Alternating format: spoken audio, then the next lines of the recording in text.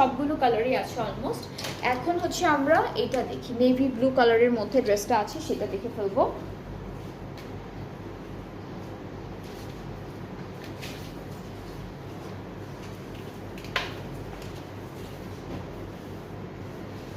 ওকে, so এইটা front পার্টটা খুব সুন্দর, একদম নেভি ব্লু কালারের মধ্যে অল ওভার ডিজিটালি প্রিন্টেড।